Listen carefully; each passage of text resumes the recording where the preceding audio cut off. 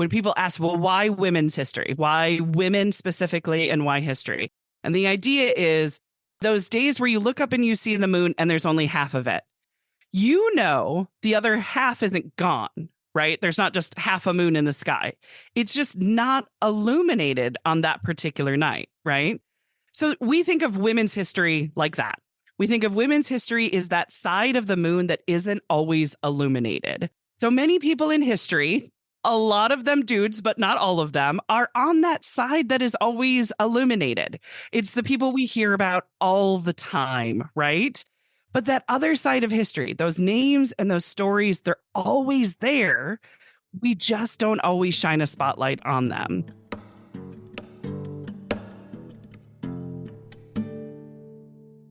Hello and welcome. As always, I'm Abbie. This is Stories Lived, Stories Told. And today I invite you to join me in conversation with Leah Leach as we take a communication perspective on highlighting the stories, experiences, and lives of women in history and now. To take a communication perspective is to consider what we're making and how we're making it through our communication practices. By this, I just mean that we look closely at patterns, context, stories, and relationships, and that we use curiosity, mindfulness, collaboration, and dialogue to create better social worlds. Whether the topic of today's conversation is familiar to you or not, the hope is that using a communication perspective will reveal new ways of seeing and being. At the top of the episode, you heard our conversation partner today, Leah Leach. She is the founder of Gals Guide, the first women's history lending library in the United States, also one of the hosts of the Gals Guide podcast. This conversation is the second for our March series, all about taking a communication perspective on the stories of women. In the United States, March is Women's History Month, and just a few days ago, on March 8th, it was International Women's Day. This is a great opportunity to really shine some light on women, our lives, and our contributions, which is what Leah's work is about. We're going to hear about that today, but for Leah, it's not just during one month or one day of the year. This conversation revolves around us asking how we can better educate ourselves on the stories of women in history all the time. Stories of women. You'll hear Leah and I get into all of this today. So let's jump right in with Leah.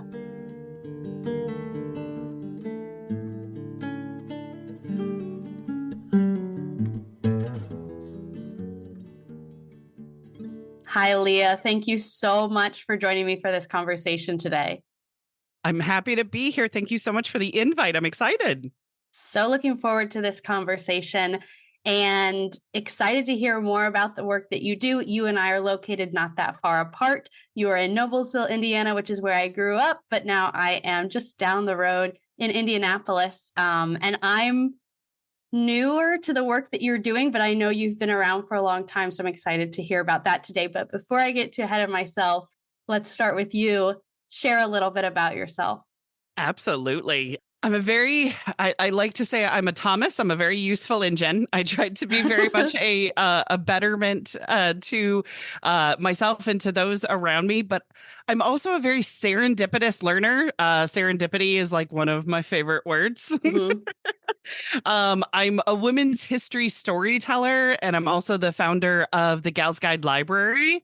I'm really passionate about learning from others about how to be a good person. Mm. I think if you kind of boil down all the different things that I have kind of done, it usually always has a little seed of that to it.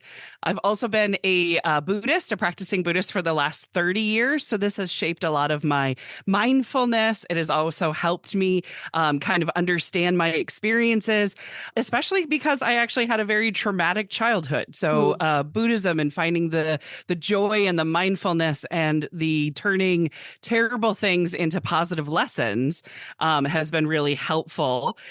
I'm also a wife of a very supportive dude. Love him tremendously. I'm decided to keep him. And we survived living in Los Angeles together. We survived moving cross country. We even survived a war. He was an active military member of the Army. I had a film career for a while. I founded a library, which is a very silly adventure for us to do together.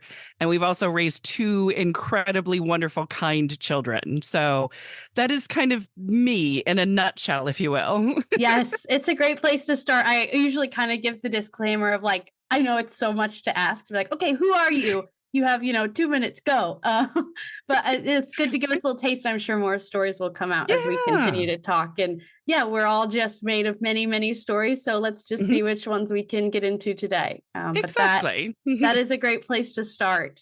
So, okay, now you've introduced yourself. Introduce your work a little bit. I want to know all about everything to do with Gal's Guide. Gal's Guide is quite fun. It is the first women's history lending library in the country. And when we started out and when we were collecting books to open a women's history library, we didn't realize we would be the first in the country. And frankly, we were disappointed that we were the first. That is shocking to me. I know. 2019 is when we started gathering books, and we're like, what do you mean you can't lend or borrow books that are women's focus? The locations that are in the United States are very much attached to universities. And sometimes you have to be a student, but sometimes you don't. But it still is a situation where you can't browse the stacks and you can't necessarily check anything out. Wow. You have to tell the librarians what you'd like. They send you to a little room. Then they bring you the books that you have asked for. You get to sit with your little books for as long as they are open on that particular day. And then they take them away. And we're like, but no, that's not what you think of when you think of a library. Yeah. So we wanted to mirror the public library, but we want it to be female focused. So all of the books that we have in our collection right now, there is 6,212 books. I recently found them for our numbers in the library that are either written by women or about women. And that is a growing collection. I think every year we have more 1,000 books that actually get added to the collection, which is fantastic. And then the library collection, the borrowing and acquiring books and preserving books and giving them really kind of like a vehicle of awesomeness. We have events that focus around books and women of history. So we have a book club, but then we also have a film club because maybe reading isn't your cup of tea and you learn better visually. So we look at films that are either fiction or nonfiction that kind of delve into women's history or at least a strong female character to have that discussion. But then we also have a walking club where we talk about women of history. We have an LGBTQ club, and we even have a Buddhism club as well, where we focus on the feminine part of Buddhism, which is rarely talked about. Yeah. Yep. Exactly. Oh, we also have a podcast as well. So that's why I'm totally at home talking with you today. Yes. We're in our 7th season, and our podcast is really cute. The idea is 4 women get together. We have a theme that we're kind of like looking at that particular month. And each woman brings to the table somebody amazing that they found throughout history. And we're drinking. And it's not a thesis statement. And we just share somebody that we found really, really cool with the other ladies at the table. So then when listeners tune in, it feels like they're just kind of listening to this cool a group of gals who are just having a great time learning about somebody new and discussing it. So I dig it. Yeah. Well, all of that is so incredible and just wow to me. And I love that it sounds so simple to say, let's just get together and talk about a woman. Right. Mm-hmm. And yet how revolutionary. Right. Exactly. How important, I think, is what I really want to say to just, hear the stories of actual women. And so that's cool that you do that through not only the podcast, but having a library full of books where people can learn. Yeah, it's that idea of women of history, especially the farther back in history you go, what they accomplished with fewer resources than what we have today. So imagine what we have today, but learning from these women, their struggles, their mindset, what they were up against. And, taking a piece of that into our everyday life. Imagine what we could do. Yeah. I'm so curious about, you said, what a crazy thing to do to start a library. Oh, it is. Oh, yeah. I'm so curious about that process. Maybe specifically about almost like your internal process of like, what kind of thoughts were you having? What kind of feelings were you having as you pursued creating this library? It started with the even before it started as a library, I was having just women come into my living room, and we had a women's group that we just kind of talked. We were first called Women Empowering Balance. We thought that there was this idea that there was balance out there somewhere, and we were just missing it. We weren't doing balance right. So we were getting together and we were talking about, okay, what is missing? What are the hurdles? What are we struggling with? And we would talk about different aspects of, anything from makeup to self-care to movies and how they portray women. But one thing that kept coming up was role models. So if we had a fantastic mom, we had one role model, and that kind of gave us a little bit of a foundation of what to do and what to look for in life. But if we had a broken or problematic or non-existent mother, we were totally lost on role models of how to navigate life. So we started learning about women of history just as that idea of what did somebody else do? Like, how did they survive this particular industry or this particular mindset or this past? So we started there. And as we were doing this in my living room, with like anywhere from 5 to 15 of us, suddenly we need to get this out to more people. It can't just be in this little tiny space. Let's do a podcast. So let's do a podcast so we still have this to share with each other, but then also it can be ripples out into the world and more people can hear about these amazing women. So as we're doing this podcast, we start to run into books that are out of print, that are out of circulation, that are amazing books. The one that really kind of, I guess, broke me in a good way was we were researching Conchita Cintrón. And she was a female bullfighter. She was born in Peru, and she fought in bull matches all around the world, including the United States, but mostly in Spain, as where a lot of bullfighting in the early kind of 1900s was. And her memoir was translated into 7 languages, and it had a foreword by Orson Welles. And we couldn't find it anywhere. Wow. In any language, in any version, we couldn't find it. And I went, why? Why can't we find this? They called her the goddess of the bull ring. And she even talked about how bullfighting was totally this metaphor for life and solving problems. And it was eye-opening and awakening. And this information was gone. Yeah. And so that's when I turned to my best friend, Katie and Bonnie, and I said, would it be crazy if we started a library and started collecting these books so we could share them with other podcasters and other historians? Because it seems like no one's trying to hold on to this stuff. Yeah. And so we all agreed that it was crazy, but we would do it anyway. So that's kind of how it started. It started with what are the podcast episodes that we wanted to do, but we couldn't find enough information. We couldn't find a book or a documentary or enough of a Wikipedia article, for crying out loud, to even fill an episode. If you can't fill an episode, then that means there's more digging to be done. There's more finding out about this person of history. And so that's kind of where we started. And we started asking people if they would donate books from their collection, that we would start compiling them, all of the books, while looking for a space. And finding a space, oh my goodness. I didn't think that was going to be that hard, but it was. We were even trying to find a space for 1 month. We wanted 1 month to open up a pop-up for the month of March, because Women's History Month, right? Yes. Hello. We thought, March, somebody give us one little space. Like, it doesn't need to be that big. You know what I mean? Like a tent space, if you will, like a 10 by 10 room. And we'll prove this concept, and we'll prove that people would love to interact with women's history and books in a very cool way. And we were talking to mayors, and we were talking to cities, and we were talking to real estate agents that are like, do you have a building that won't sell? Can we pay you for a month? We were trying everything to finally find a location. At the time, it was it was 2019, kind of 2018. It was right in that kind of vein. And I was on Pantsuit Nation because, politics. Yeah. So I was on Pantsuit Nation, and I saw all these encouraging stories of people, living their life dream. And I was all ready to send out this post that said, you know what? I couldn't find a location for my library. And I really, really tried, but I'm so glad that I tried anyway. And it was this really heartfelt, like, don't give up on your dreams, but sometimes they just don't come true when you need them to come true. March is right around the corner and I'm not going to be able to do it this year. And it was a woe is me. And as I'm about to hit send, I got an email that a location opened up where we are right now. Wow. And so I changed that post to, so never give up on your dreams. Because sometimes when you give up on your dreams, suddenly the universe says, okay, fine, if you want it bad enough. Wow.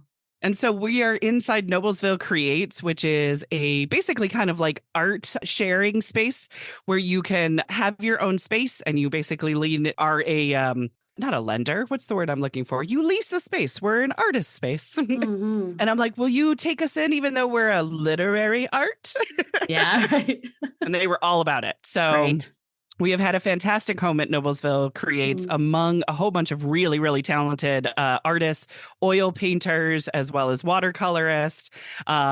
Even a few sculptors and bookbinders have been in this space throughout the years, too. So it's a really nice creative space to be. Yeah.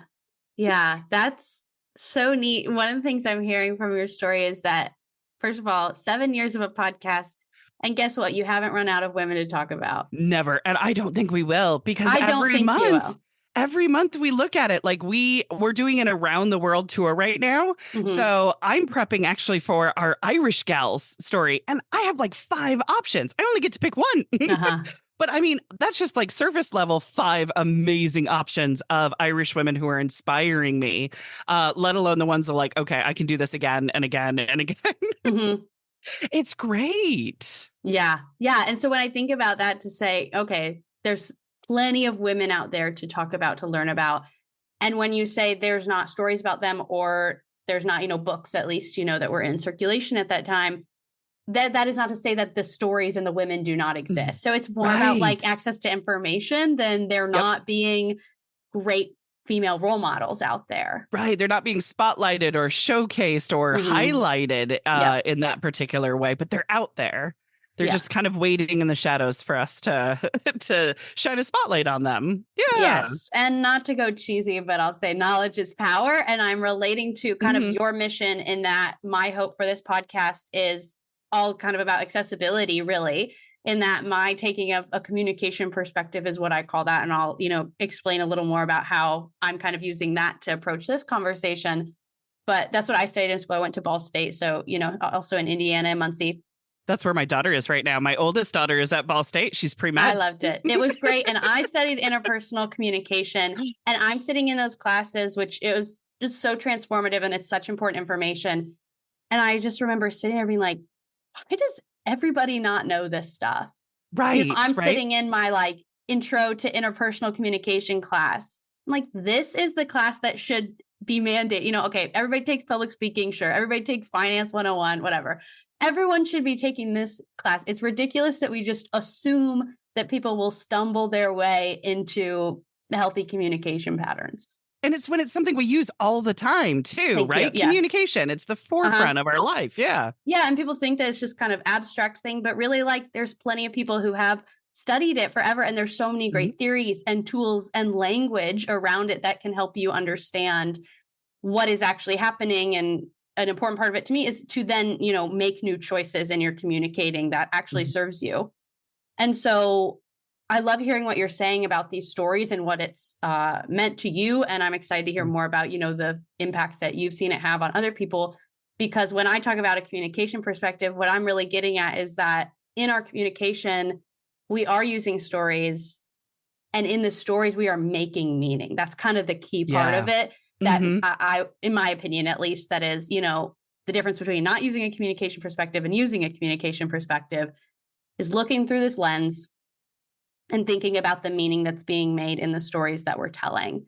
And so that's why it feels so important, the work that you do, because if you're never hearing stories of women, then that's going to shape the meaning that you make around what's possible for yourself or what it means to, quote, be a woman, like whatever, fill in the blank with the meaning that could be made around that.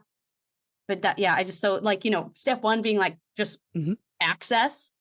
feels really Yes. important To and have powerful. the content, the resources, to be able to have it in variety of different mediums as well, but also to make it interesting.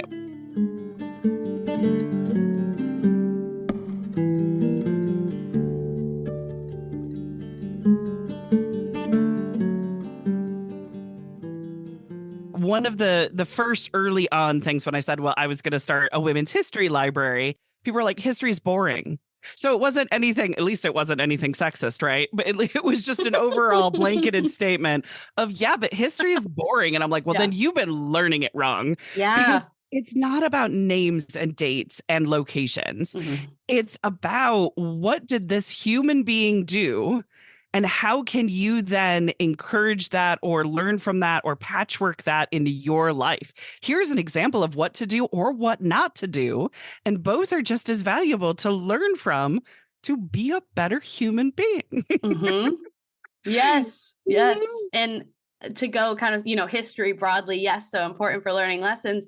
And then also on a maybe more individual level, this is how I think about it from my communication perspective, so important to reflect and think about the patterns and how did you get where you are? And then, because then that in turn can help you decide, where do I want to go? Right. And what do I want to be doing right now so that I get where I want to go? And also, what new stories do I want to be telling? I think the part for me that's so important around stories and meaning is that you kind of question the stories that you're told and the meaning that has been made, because you take that for granted. For example, I think about this a lot, that I grew up with this kind of understanding of like, okay, there's good and bad and right and wrong. And it's very simple. And there wasn't a lot of conversation or questioning around like where meaning came from. So that was the idea that really kind of hooked me on this communication perspective, to say that, wait a second, I can actually be more thoughtful about the meaning. I can ask questions of it. I can look into it. I can dig deeper. And then also I can make new meaning. Yeah. I'm not just, at the whim of, the meaning that has already been made. I'm not powerless to it. You can think for yourself. I have a great example that actually just happened recently, within like the last month. I was researching the Agoje. The Agoje were the female warriors in Africa, in Benin, in Dahomey. Sometimes they're called the Dahomey warriors. Yes, they are the inspiration for the Black Panthers' Dorje Melange. They are the real life female warrior tribe. And one thing, as I'm doing this research, I'm really looking at it and I'm realizing it's written by colonizers. It's written by the white dudes that found them and their observations of the idea of women warriors, which is completely different from how they saw themselves. So I had to look at, this is what I'm reading. I'm reading about, a Western ideal, a European ideal of what they are experiencing and what they are. But I also have to tap into my own womanness, to my own experiences, to feel a little bit, to add that little tinge to, but a warrior tribe of women, what would that feel like? How empowering would that be? How terrifying would that be? But also, how protective would that be? So it was those little nuances that I don't think the dudes that I was reading from were necessarily thinking about. Yeah. That, I'm glad you bring that up. I just listened to that episode of your podcast and was just learning how wonderful to learn things you didn't know before. Right. And something I appreciated is that, I think, kind of did right by the story to try to bring in as many different perspectives as possible. Not like kind of you're saying, take it as the story, the capital T, capital T, capital S, the story that the colonizers are telling, but also you acknowledge like, okay, yes, awesome, badass group of women warriors, not perfect. You're telling the whole story. You talk about how they were part of the slave trade. Right. Yeah. They like imprisoned their enemies and sold them into slavery. And so I appreciate, get more weapons so that they could battle more. And it's like, I get it, but I also get it. Yes. And I'm glad that you say that, because that's not to say that the work you're doing is just like women are perfect all the time. Like, I just think none of us are perfect, right? Yes. We're all a work in progress. So yeah. And I think where like gender norms and gender roles come from are a kind of narrow understanding of women, for example, and men, I think they get Yep. a narrow end of the deal too. Unfair to everybody, every gender. Yeah. And so I think you don't combat a simplified story with a simplified story. You know, you are like what I would call complicating the narrative. And I think there's so much value in that. And it allows us to be perfectly imperfect too. Because we all have bad days. Yes. So, and we get to have those because those bad days, we learn from it. And those choices that we take, we learn from it. We are complicated beings. And the idea of, are we trying to be better for it? Well, we have to experience some really crappy things to be able to be better.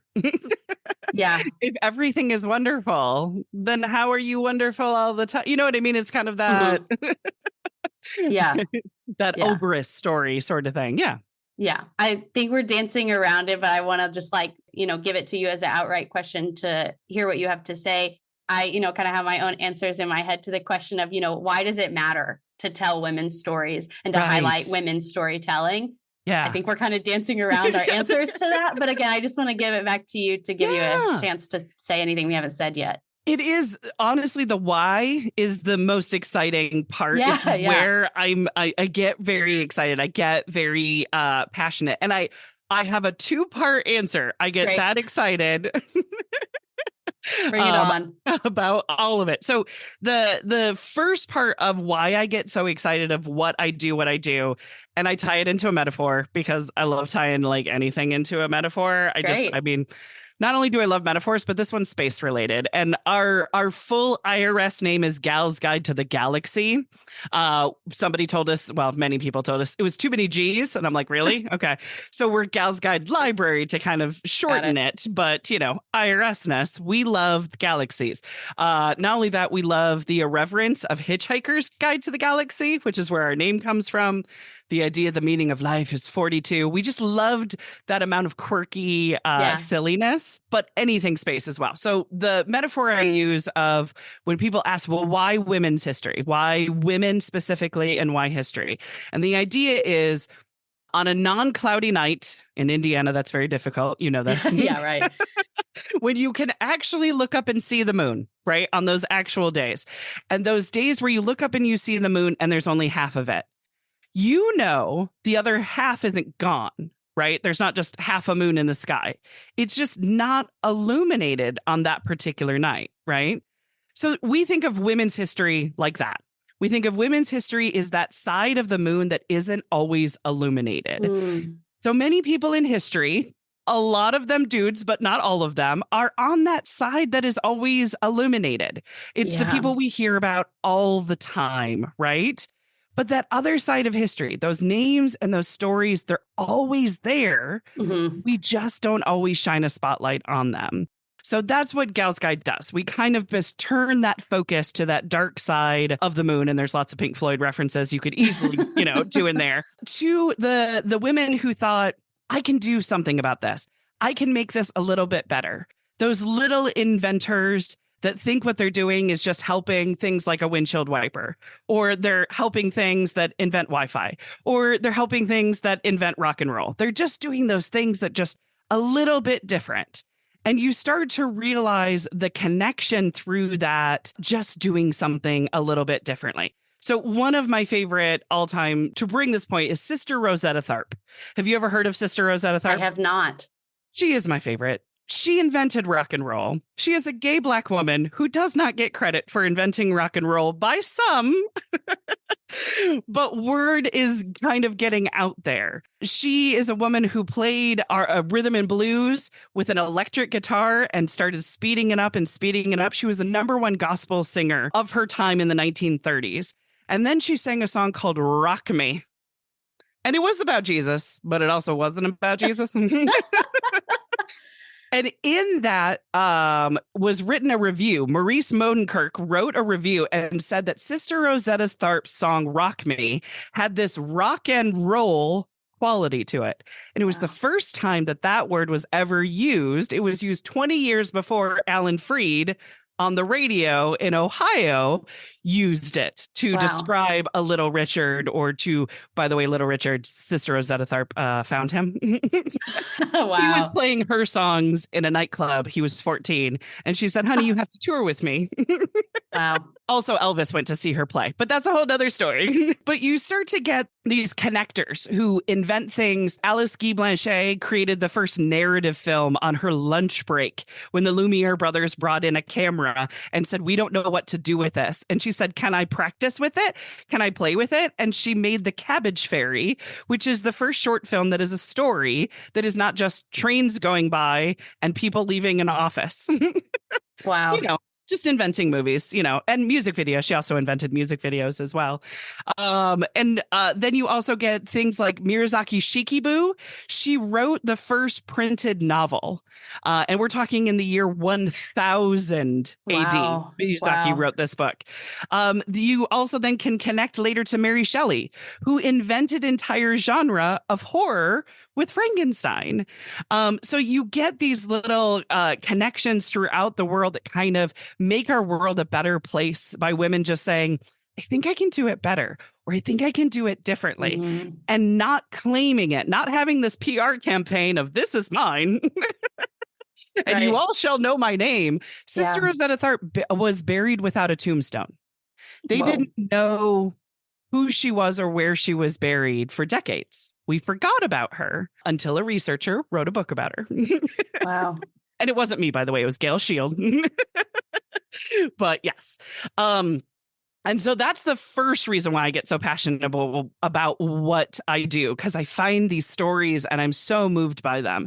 But the second reason is that when Gal's Guide shares these stories, it shows this connecting rod for empathy-based communication. And that's really what Gal's Guide does. It's not names and dates. It's really about that empathy-based communication. It's that what obstacles did this woman overcome? What wisdom did she spread to others? So one example of this is when you hear about geniuses, when you hear about the Henry Fords of the world and the Steve Jobs, like they're geniuses, right? Like you can't touch the genius that they have. No matter what you do, you will never be as smart or as innovative as some of these geniuses of our time. But when you hear about Marie Curie, right? Or Julia Child, or even back to Mary Shelley, when you hear about them and you hear about their work, you're almost inclined to like, I could try that. I could give that a spin. Julia Child is famous for messing up a potato dish live on television. She turned one potato dish into another potato dish, and then she said, "Failure is the only way to learn how to cook." That is endearing to people. It's sharing her knowledge in a way so that other people were encouraged to try it. And that is really that feminine power. Because feminine power, it's not exerted over another being. It's shared. It's not better than. It's not worse than. It's just about sharing something. It's another example, because I love my metaphors, is a closed fist versus an open hand. So if history is taught and it's like a closed fist and it's like, these are the names, these are the dates, these are the things you have to memorize, it's very hard to like grasp those things very tightly with that closed fist. But if you open your, I would also say when you have a closed fist, you leave people out. You leave out the marginalized people in society many, many times with that closed fist, because it's only these certain things that you can touch on. But if you teach history with an open hand, the idea of giving freely, that this is their story, what does this percolate in you? How does this affect you? What similarities do you find in your own journey? What wisdom can you find in this story? Then these stories become ingrained in us and they last a lifetime, and we can't stop telling them because they're almost part of us. So that's the second reason why Gal's Guide teaches history and why I get so excited about it as well.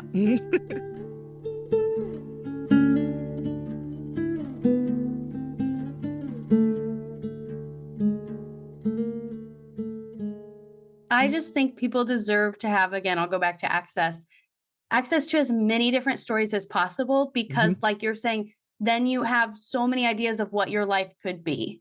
Yeah. So, the less stories you have, the less maybe imagination you have about what your life could be, because if you've never seen it before, That's really hard to imagine something you've, never heard a story of before. I started my early life in filmmaking, and the first thing I saw on screen was actresses. That's what you see when you go to the movies, right? Is actresses.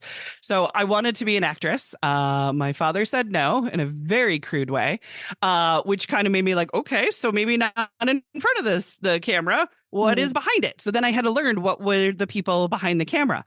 I didn't see many female filmmakers when I was growing up. But when I was kind of really trying to look at colleges and universities, I was around like 15. I saw Penny Marshall on Entertainment Tonight talking about directing A League of Their Own. And I saw her direct Tom Hanks. And more importantly, to my 15-year-old self, I saw her direct Madonna. And Madonna was a big deal to me. And to see a woman not tell Madonna what to do, but tell Madonna what to do was like, this is a job?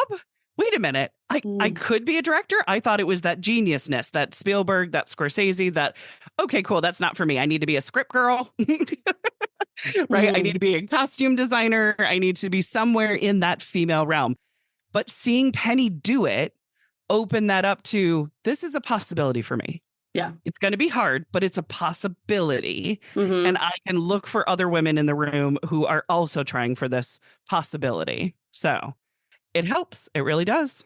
Yeah. Yeah. And to take us back to your moon metaphor for a second, it sparked a metaphor of my own that's adjacent to what you're saying, basically. Yes. But I'm remembering I had the opportunity to travel to Spain in 2022, and I was in what I would call the middle of nowhere. And it was like, there were like 4 planets were aligning one night. It was special. We were going to get up early and the planets were great. But oh my God, I have never seen so many stars in my life. Right. And it's because I was somewhere that had literally zero light pollution and I could see so many stars and it was so beautiful. And so that's my thought too, of like, those stars are always there. They're always there. But yeah, if they're hidden in plain sight. You're not seeing them at all. Yeah. And that as, my metaphor for like women's stories and women in history, women in every single space, they are always there. But are you seeing them or not? Are you recognizing them or not? And they're waiting. They're waiting for you to find them. They're like, well, I lived this whole life and I help. Yeah. And they're beautiful and you want to see them. Yeah. Yes. Yeah. It's very wonderful. But yeah, no, that is a perfect metaphor of it, of a different space, feeling, time, energy, and just being able to see the thing that you need to see at the right time. That's that serendipitousness. Yeah. Right. And it really sticks with you because you're like, wait a minute, this is not like any other thing I've learned or place I've gone or experience I've experienced. And you remember that for the rest of your life. For that history test, not so much. Not so much. I'm curious to know more about serendipity for you. It's making me think of a concept. So my communication perspective, I kind of use that language again in the hopes of like being more accessible. It really comes from a communication theory called coordinated management of meaning, CMM for short. And three important facets of that theory are coherence, coordination, and mystery. And that's what I'm hearing when you talk about serendipity in life, that you do actually have to leave room for mystery. The way that it's kind of explained is coherence is the sense making. That's how we tell, why we tell stories. We're looking to make things coherent. And then the coordination is that we have to do that in relationships. And so we have to coordinate with each other. We have to collaborate with each other. And then like everything else outside of that cannot be made sense of, there's mystery. And it's important to leave room for mystery and leave room for another word that we use is emergence. What's going to emerge is going to emerge. That really informs the way that I approach these podcasts. The very first podcast episodes I did, I sent my guests like 10 questions. As you know, I sent you 3 in advance because I still think people like to be prepared a little bit. Right. But that way there's room for emergence and the conversation can happen and can breathe. Yes, absolutely. In Buddhism, a lot of the times the word we use is expanse. That everything is expansive and there's so much. If you think of space, there is no edge and there is no center. And so that idea, it can be terrifying to some of the idea of everything just keeps going and going. Right. But that's history, right? Even before we wrote it down. Great point. It's always out there. And so some of the things, because we've been telling each other stories longer than we've been writing them down. So we are very pre-wired for those facial cues and body languages and nuances of words and meaning and translation more than reading the written word. So it's that not only reading it, but also how do you evoke it into your being that is a more expansive is where I was going. Yeah. I did not know that. So again, learning so much today. Thank you for that. And cool that you just use that language, because as I was thinking about this conversation, one of the things that I was reflecting on is that as we make meaning, as we tell stories, I think that stories are less helpful, maybe, when they're prescriptive. That was kind of the idea that I've been reflecting on. You know, this is how you have to be. Yeah, rules. Telling closed fist once again. Yes. Thank you. Yes, a closed fist version of a story. And as I was thinking about that, I was like, well, what's the opposite to that, or what's what's something else? And the word that came to me was like, I want stories that are expansive. Yes. And I kind of I thought I was like, that's maybe not a direct opposite, or I don't fully understand what I meant by that. But it's cool to hear you talk about expansiveness being so important in the space of Buddhism. And I think it's important in the space of, the way we relate to our stories and the way that we tell stories in order to be expansive, in order to add to this shared collection of stories, rather than to be prescriptive and keep it small. Right. Myth making, myth telling is very much part of that, as it relies more on the magic than it does anything else. And it involves that. What is your experience from it? One example that I will tend to give about myths, because a lot of people are like, well, myths, that means it's a lie. That means it's untrue. And it's like, well, part of it is. And part of it is very, very true. One example is Tiamat. Tiamat was the Babylonian myth of the creator of the whole world. She was this goddess, and she was this angry kind of serpent being, almost a dragon, but a lot of different, kind of animals, anything scary, basically anything scary put together. Tiamat. But she was watching this battle with her husband and this battle with her sons, and she started crying. And when she started crying, she created the Euphrates River. And then when she laid dying from her heartbreak, she whipped her tail and it created the Milky Way. And it was this idea of like, well, it's not true, but what does that evoke in you? Does that evoke in you, from sadness came a way of life, the river, and a beautiful thing to look at in the sky. So it isn't meant to be, these rules and this truthness, but it is meant to evoke, how do I make meaning of the things around me? Yes. And so from that can be sadness makes beauty too. Yeah. And sometimes the people that we love are beasts and our mothers, because Tiamat had many children. So it was one of those things where it's like, mom's ugly, mean, and angry, but she's also our mom. Like, you know what I mean? Nuance, if you will. Yeah, that is such a great example. And it's making me think of something else. Have you happened to have read the book Cassandra Speaks? No, I haven't. Oh my God. Is it based on a Greek myth? Okay. Yes. It's Elizabeth Lesser, I think, is the author, and she talks about Cassandra, but also a number of other myths about women, and talks about, kind of part of what this conversation is about, of what effect has it had on us that these are the stories that we hear about women. Yeah, these are the ones that are highlighted. And it's like, wait a minute. Right. These are the stars we Virgin can see. stories, victim stories. Wait a second.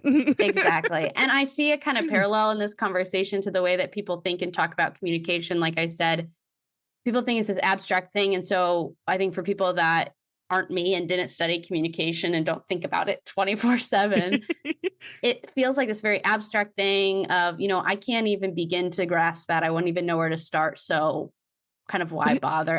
But it's something we do all the time, right? Yes. And that's how I think about people maybe relate to thinking more deeply about women's stories, or also I could even go in general thinking about the stories that we hear and tell and don't tell, period. it's Right. kind of this abstract of like, well, how do stories affect me? I don't really get it. Or Mm-hmm. why do I feel the way that I feel? Because this myth thousands of years ago about this woman, and that shapes me and how I am now. What? Like, it's confusing. It It's does. big. It feels Yeah. so big to try to grasp. But again, it's that, like, I think such worthwhile work to try, at least, to lean Just into that try. Yeah. lean into that mystery, try to, sit in the complexity. Cause I just, again, like, Mm-hmm. oversimplified stories, oversimplified anything, I think is just a disservice to us. I understand why we tend to Mm-hmm. do it, because it's so hard to sit in the complexity Right. of Or things. a finite amount of time. I mean, Mhm. even thinking of like, how Twitter used to be 150 characters. How do you tell a full, what I mean, feeling, expression, Yeah. story in that? And so when we're limited in time and space, we become these really Yeah. stories. Yeah. Yeah. And a big part of, you could talk about communication, you could talk about being in conversation, you could talk about being in dialogue. And I like the idea of being in dialogue because the definition that I understand that to be is that you are existing in this tension Hmm. of being profoundly open to other people, their thoughts, their feelings, their ways of being, while also, holding your own. You're not Yeah. shrinking because you are being open to other people's ways of being. It's this both and of these both can exist. I can be in this tension. And That's a again, I good way just to think think, of it. And it's right? engagement. You're bouncing Yeah. off of one another of, is it like this? Or you made me think of this. Oh, wait, what about? And you kind of elevate and expand the conversation and the idea. Hmm. Yeah. It's Yeah. It's that brilliant. expansiveness. I love it. I love it. That's incredible. Okay. On the expansiveness train, Yeah. something I'm curious if you have any of, your own stories or things that people have told you or things that you've seen. We've both spoken to, what it means for us to share women's stories, but I'm curious about what impact you've seen it have on people who come to any of the many events you do, Mhm. or come to the library, listen to the podcast, or part of your community in any way. What kind of impact have you seen it have on people? It's one of those things where I've always been bad at compliments.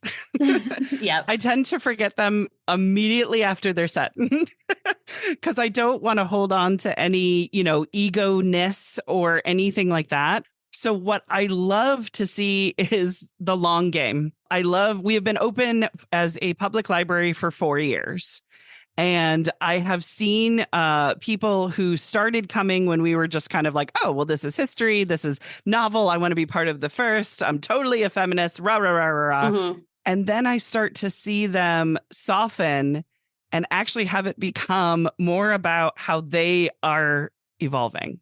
Mm. So it's less about, females have history and they have to be shared and we have to tell everybody these stories too.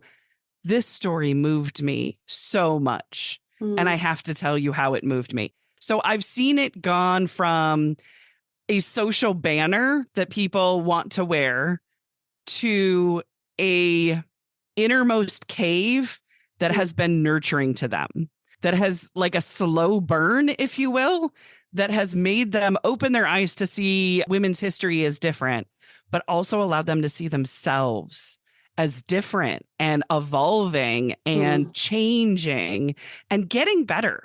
So that's what I love. I love to see them come in with one reason. Yeah. And then as they kind of interact with any of the clubs or the books or just being in a space where it's judgment free, where women are categorized by their first name. They are not put in boxes of science, science, religion. They're allowed to Right. be many different things and to tell their story in their own words. And if their story is not written in their own words, to be able for us to say, so we read this book on Hedy Lamarr, and the guy who wrote it really liked the technology and didn't care about her life. But Right. if you watch this documentary, you can actually hear Hedy Lamarr speak about her own life in her own words. So take both. You know what I mean? Like, right. find that nuance between the two, or don't. Read something, and however you are absorbing it is how you're supposed to absorb it in that moment. And you could read it again 10 years from now and get something completely different. And that is okay too. It's seeing that evolution, if you will. we've gotten some amazing compliments of the fact of, I didn't know that there was 5 female scientists. I could barely name 5 female filmmakers.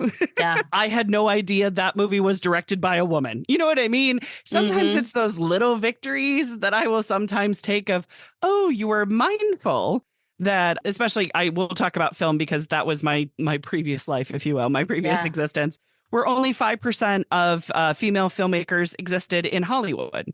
And that's 5%. And there's not that many movies that are released. There's about 200 to 300 movies that are released. Take 5%. That's not many. Not a lot at all. Right. Wow. So when we have something like Barbie and we have Greta Gerwig and we have Patty Jenkins, who directed the Wonder Woman 1 and 2 movies, and they're breaking these records, I'm very, very excited for that breaking of that glass ceiling and of that triumph and of those records. But what I get most excited about and what I end up talking about and what I talk about here at the library and what people bring in is how Wonder Woman moved them, how Barbie moved them. And so it's still about the content and about the emotional reaction to it, but it's got to start with something. So a book, a media, we're kind of a conduit into that larger inner conversation. And so I wrote a piece that is going to be coming out in the Gals Guide anthology, which is about holding spaces open. A lot of time what I do is just I hold a space open and I let people be whatever they need to be in that moment in a space. And safe spaces always get used as it's a safe space. You know, it's a space where I'm letting somebody be vulnerable and I'm letting somebody be broken and I'm telling them that it's completely okay because tomorrow might be completely different and it might be the same, but I love them regardless. And that's that kind of space that I try to hold open. I also say books don't judge. So you can hate a book, you can throw it across the room. That book don't care. I mean, it has no opinion about you whatsoever. So books are a great thing. And so I just try to embody that as well of I'm not judging. So I hope that kind of roundaboutly answers in a very kind of Yoda way. Sorry. No, that was wonderful. And I want to ask to dig a little deeper in just to know what your experience has been about what it means to share women's stories, not just for women. I am such a big believer of like, if we're, you know, sharing more women's stories, if we're uplifting women more, that is better for everybody. Absolutely. We have had people who have joked that come like right to the edge of the library who are dudes that'll say, so am I allowed to enter this women's history library? And I'm like, the books are for everybody. Yeah. Oh, yeah. I mean, they are trying to be silly, but there is some truth to it. Yes. There is this feel of if you are not identifying as a female, that it is not for you. That is not our case. That is that perception where we feel like certain boxes are labeled and only those that fit that certain label are allowed to engage with it. And so that's something we've mindfully really kind of gone against, where it's like, this is our niche, this is our focus, this is our spotlight, but everybody can learn from it. And they can learn something new and different that is tailored for them specifically. Sometimes I've had this situation where my face and my being reminds somebody of somebody they don't like. Sometimes I will remind somebody of an aunt they didn't get along with, or a mother figure, or a sister, or something. Can I do anything about that? It's the same thing with having a women's history lending library. Some people are going to be averted to it and think, that's not for me. Rah, rah, rah, rah, I'm out of there. That is fine. But we're still going to be here. And if you change your mind, you're more than welcome. Because it's learning something new. It's a new story that you haven't heard about. Maybe you like geeking out about things. This is definitely something to geek out about, which is quite nice. And sometimes I'm very sarcastic and I'll be like, okay, cool. So, name me 5 scientists. You know what I mean? Like I'll just challenge them downright with it and be like, cool. How many Supreme Court justices have been female? Like, you should know this. How many women are on the money? You know what I mean? It's just little things that it's like, well, I never really thought about that before. Of course you didn't. Yeah. That's why the library is here. So you at least have that entered into your conversation. And I hate to call out my husband. I'm going to call out my husband for a second. So my husband, he has a USB drive. He loves to listen to music, listens to music quite a bit. He has like probably upwards of 1,000 songs on his USB. And we're always traveling. We drive a lot when we travel. We love to listen to music. And I just kind of turned to him and I finally said it. I said, you don't have many women on your USB. I didn't want to call out my own husband, y'all. I live with him. Okay. You have to. But I'm in a female space and I'm used to and getting used to having that female voice around. Mm-hmm. And so I realized I was starting to get kind of tense and feeling kind of out of place. And we had been in the car for 3 days. And I'm like, you don't have my, and then he's trying to name them. He's like, no, hold on. I have, Mm-hmm. it's his own playlist. And he was struggling to see. And I hated mentioning it, but you know what? I mentioned it and he's like, okay, hold on. I need to get more of Sister Rosetta Tharpe on here. Mm-hmm. I need to get more of Big Mama Thornton on here. He started to realize that there had a lot of love of women musicians, but he didn't put them in the space of his USB to be in his circle. Yeah. Sometimes it's as simple as just saying, do you watch any media or read any books written by women?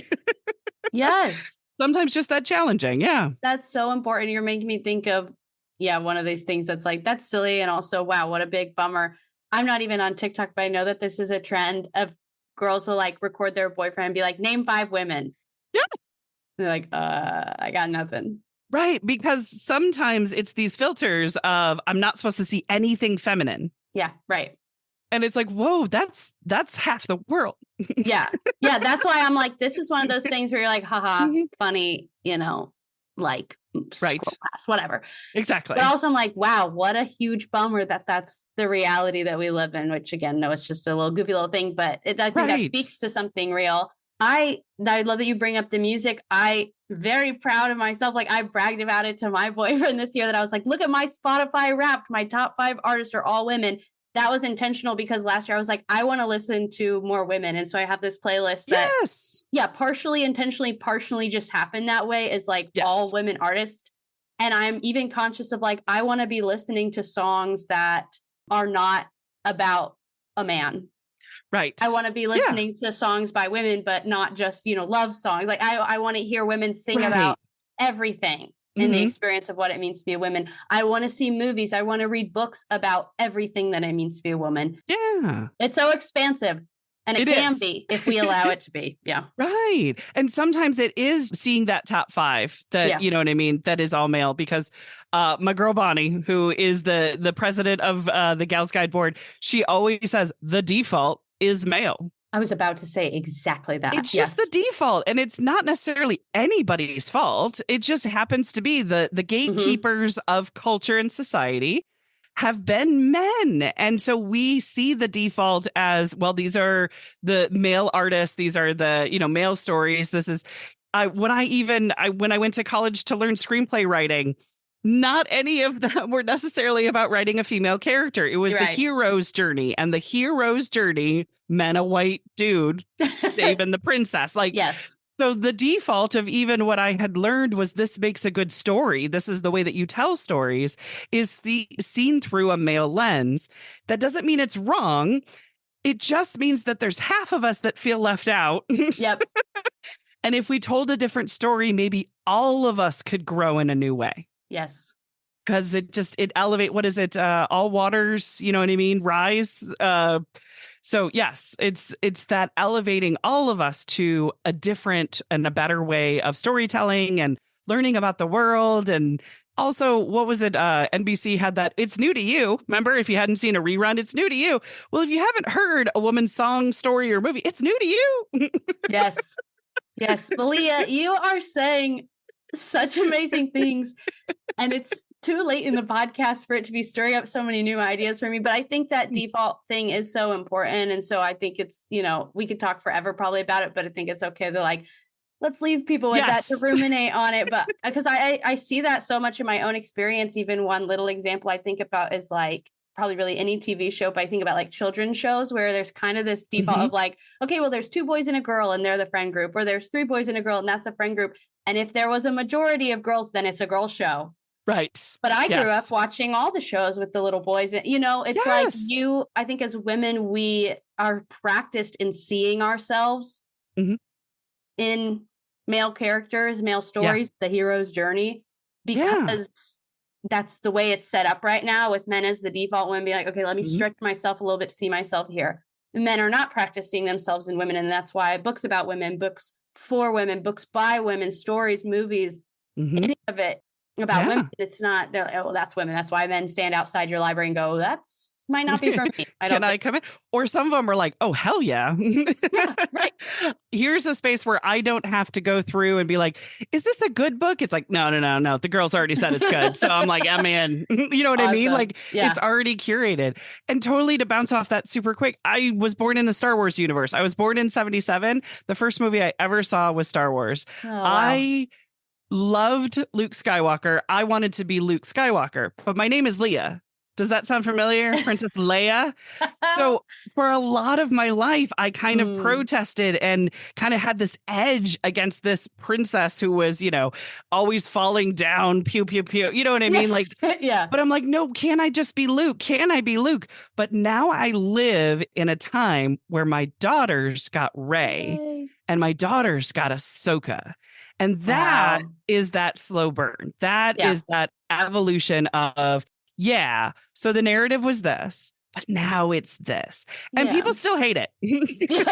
But I love it. I love that Rey and Ahsoka get to exist in this complex, beautiful universe of good and bad. And they're right there in between. They are that edge that is neither necessarily pure good or pure evil. And it's wonderful because that's what everybody should be learning, not just girls, but all of us. So wow, I love Star Wars. What can I say? I even have my Princess Leia water bottle.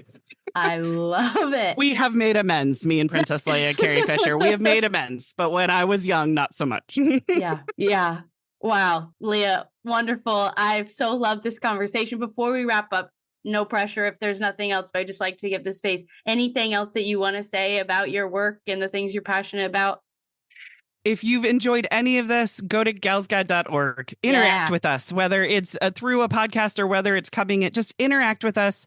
We have a space open for you and we would love to help you out. And you are allowed to walk in the door no matter who you are. Everybody is welcome. Everybody. Awesome.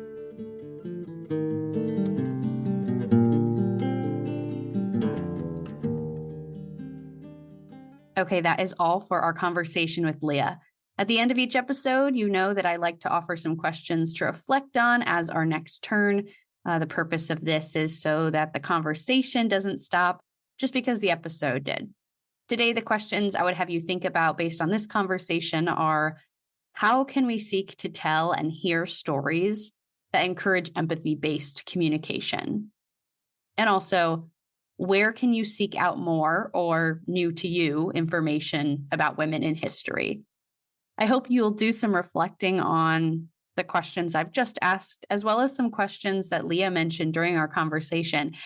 How many women scientists do you know? How many women filmmakers do you know? How many women do you know in history? For many of us, we know less than we would like to admit. So I would like to give you this opportunity to take it upon yourself to search out that information, because there are resources out there like Gal's Guide that are making the information more readily available for all of us. Okay, so you can reach out to me to share your reflections to those questions if you'd like.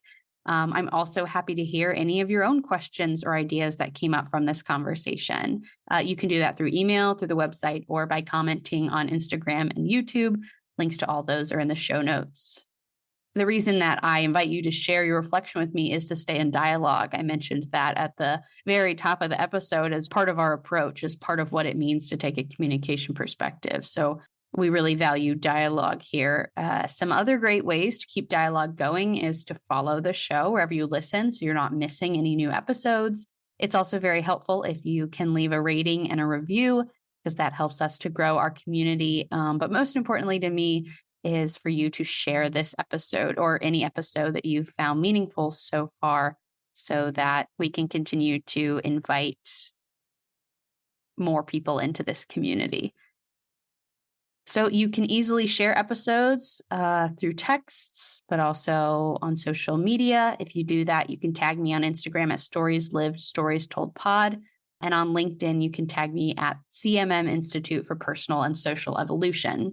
Okay, speaking of which, I am supported by the CMM Institute for Personal and Social Evolution. This podcast is actually just one of many initiatives designed to create space for more conversations, which move us toward those better social worlds we hope to create, right? That's the goal at the center of all of this. So you can learn more about the CMM Institute and our other initiatives at the links in the show notes. So thank you for showing up. Thank you for being curious, and thank you for being a part of this story. I'm Abbie, and this has been Stories Lived, Stories Told.